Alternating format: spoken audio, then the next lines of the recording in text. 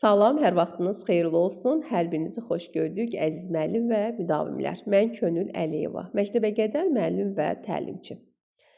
Əziz müəllimlər, 2026-cı il üçün nəzərdə tutulan Məktəbəqədər müəllimlərin işə qəbul üzrə imtahanın test mərhələsi üçün yeni çərçivə təqdim olundu. Və bu çərçivə imtahanda hansı mövzuların düşəcəyini və sualların hansı sahələrdən olacağını göstərir. Ekranda da gördüyünüz kimi məzmun və metodika hissədən 40 sual nəzərdə tutulub və bu bölmə əsasən müəllimlərin tədris fəaliyyəti, metodiki bilikləri və uşaqlarla işləmə bacarıqları ilə bağlıdır.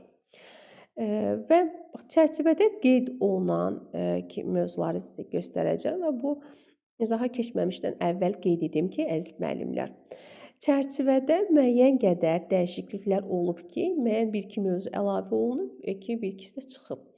Amma bu müəllimlərin, məktəbəqədər müəllimlərin diaqnostik çərçivəsi ilə eyniləşdirilib. Yəni bax burada gördüyünüz mövzular məktəbəqədər mühit üçün nəzərdə tutulmuş çərçivə müəllimlərin hansı ki işləyən müəllimlərin diaqnostik çərçivəsi ilə eynilik təşkil edir. Əlavə olunan mövzuları da burada mən qeyd edəcəm, çıxarılanları da qeyd edəcəm, amma mən hər zaman müəllimlərə deyirəm, bizə verilən bütün çərçivələri nəzərdə saxlamalıyıq. Çünki imtahanda hər zaman sürpriz suallar olur. Və biz bu ehtimalları nəzərə alaraq verilən çərçivələrdəki mövzulara, yəni bütün çərçivə mövzularını əhatəli şəkildə öyrənməliyik ki, imtahanda da biz sualları doğru şəkildə cavablandıra bilək, geniş şəkildə, əhatəli şəkildə. İndi isə gəlin keçək, hansı mövzularımız yeni çərçivədə yer alır, onlara nəzər yetirək.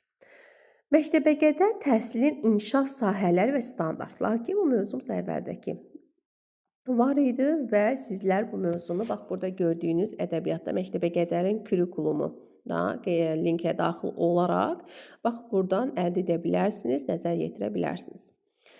Daha sonra təlim və fəaliyyətlərin planlaşdırılması, təşkili idarə edilməsi, dəyərləndirilməsi və proqnozlaşdırılması. Yəni burada qiymətləndirmə, uşaqların nailiyyətlərinin təhlili, uşaqların portfoliosunun tutulması, əziz müəllimlər. Bax, burada ədəbiyyatımızda ki, sizə göstərim. Demək, əziz müəllimlər, sıra 19 qeyd olunan, bax, linkə daxil olaraq burada uşaqların nailiyyətlərinin təhlili, qiymətləndirilməsi, planlaşdırılması mövzusu ilə tanış ola bilərsiniz. İnklüziv təhsil mühitinin təşkili. Sıra 12 linkə daxil olaraq bu mövzu haqqında məlumat əldə edə bilərsiniz ki, bu mövzumuz əvvəldə çərçivəmizdə qeyd olunmuşdur, onu da qeyd edim. Bütün uşaqlarda yaradıcı öyrənmənin dəstəklənməsi və həvəsləndirilməsi. Əziz müəllimlər, yaradıcı öyrənmənin dəstəklənməsi qeyd edikdə, yəni uşaqlar üçün inkişaf etdirici, öyrədici, dəstəkləyici mühit anlayışını düzgün qurmaqdır ki, bax burada gördüyünüz hansı ki, məktəbə hazırlıq qruplarının işin təşkili metodikasının linkinə sıra 13 linkə daxil olaraq bu mövzu haqqında məlumat əldə edə bilərsiniz.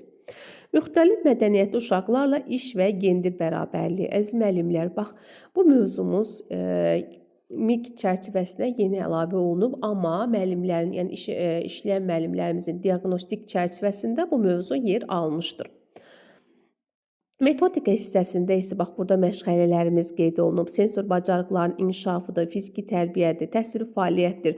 Bu gördüyünüz mövzuların da hər biri bu ədəbiyyata nəzər yetirsəniz, linklərə daxil olaraq mövzular haqqında məlumat əldə edə biləcəksiniz. Daha sonra baxın burada uşaqlarda yaradıcı düşüncənin dəstəklənməsi yolları. Bu mövzumuz da az öncə də qeyd elədiyim kimi yeni əlavə olunan mövzulardandır və müəllimlərin diaqnostik çərçivəsində halbuki var idi.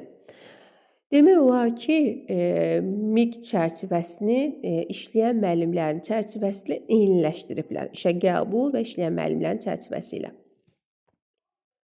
Bu mövzumuzda da ədəbiyyatımızdan, bax, sıra 13-də məktəb hazırlıq qruplarında işin təşkili metodikası linkinə daxil olaraq mövzu haqqında məlumat əldə edə bilərsiniz, əziz müəllimlər.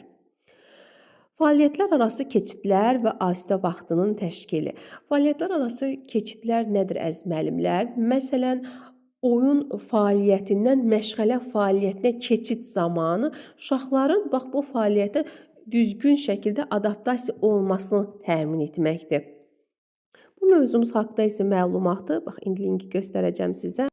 Sıra 20 açıq havada oyunların təşkili metodikası linkinə daxil olaraq bu mövzu haqqında geniş şəkildə məlumat əldə edə bilərsiniz. Tədbirlərin, ekskursiyaların təşkili, fəaliyyət mərkəzləri, güşələrin qurulması, təlimdə inteqrasiya bu mövzularımız ki, çərçivədə var idi, heç bir dəyişiklik olmayıb. Gigiyena qaydaları və ilkin yardım. Qeyd edim ki, bax bu mövzu diaqnostik çərçivədə var idi və MİQ çərçivəsinə də əlavə olundu. Bax az öncə dediyim kimi bizə verilən çərçivələrin hər birində, yəni istinad olunan mövzuları geniş şəkildə, sistemli şəkildə öyrənməliyik ki, imtahanda da o sürpriz suallara hazır olmuş olaq. Təhsil verənlərin hüquq və vəzifələri, uşaqların hüquqları, pedaqoji etika. Baxın, burada linkdə qeyd olunmuşdu, göstərim sizə.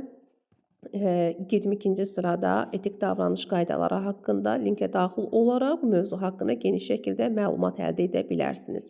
Valideynlərlə iş formaları, müəllimin ünsiyyət, qarşılıqlı əlaqə, əməkdaşlıq bacarıqları, konfliktlərin idarə edilməsi, bunların da hər biri sıra 23, bax, uşaq yönümlü demokratik məktəbə qədər təhsil linkinə daxil olaraq bu mövzumuz haqqında məlumat əldə edə bilərsiniz. Daha sonra qeyd edim ki, pedaqoji, psixoloji yanaşmalar hissəsindən sizə 20 sual gözlənilir və bu bölmə üzrə müəllimlərin pedaqoji düşüncəsi, psixoloji bilikləri, ünsiyyət bacarıqları ilə bağlı olacaq. Baxın, burada psixopedaqoji nəzəriyyələr, Piaget koqnitiv inkişaf nəzəriyyəsi, Vygotskyinin sosial inkişaf nəzəriyyəsi, Gardner nəzəriyyəsi. Eyni zamanda baxın, bura əlavə olunub, hansı ki, Emil'lə yanaşmaları qeyd olunmuşdu, amma Froebel yox idi. Amma bu o demək deyil ki, biz Froebel nəzəriyyəsini öyrənməyəcəyik, mütləq öyrənməliyik. Çünki az öncə də qeyd etdiyim kimi sürpriz suallar olur və biz də indiyə qədər verilən çərçivələrin hər birinə istinad edərək bu mövzuları nəzərdən keçirməliyik. Amma halbuki yeni çərçivədə Froebel nəzəriyyəsi çıxarılmışdır. Waldorf isə gördüyünüz kimi Montessori Emil'lə nəzəriyyəsi var idi, Waldorf da əlavə olunmuşdur. Uşaqlarda yaşına görə öyrənmə xüsusiyyətləri, yəni uşaqların inkişaf xüsusiyyətləri, məktəbə qədər yaşlı uşaqların fiziki, psixi, sosial inkişafı nəzərdə tutulur əziz müəllimlər burada ki, yaşa görə nəzərdən keçirəcəksiniz. Adətən bu mövzumuz ümumiyyətlə var çərçivəmizdə. Mən həmişə müəllimlərimə bu mövzunu sonda keçirəm. Çərçivəyə düşməyinə baxmayaraq, amma imtahanda bu mövzuda məsələn suallar salınmır, amma biz hər ehtimalı hər zaman deyirəm nəzərə almalıyıq. Bu mövzumuzu da sonda nəzər yetirərək imtahana getməliyik. Uşaq şəxsiyyətinin formalaşması, ünsiyyət tələbatı, emosional tələbat və idraki tələbat da bu çərçivəmizdə yer alır və əvvəlki çərçivəmizdə də bu mövzumuz var idi. Özünüz də gördüyünüz kimi əziz müəllimlər, ümumilikdə çərçivədə elə də ciddi dəyişikliklər yoxdur. Əsas mövzular yenə də məktəbə qədər təhsilin məzmunu, metodikası, pedaqoji, psixoloji yanaşmalar üzərində qurulub. Sadəcə bəzi mövzular çərçivədən çıxarılıb, bəzi mövzular isə saxlanılıb.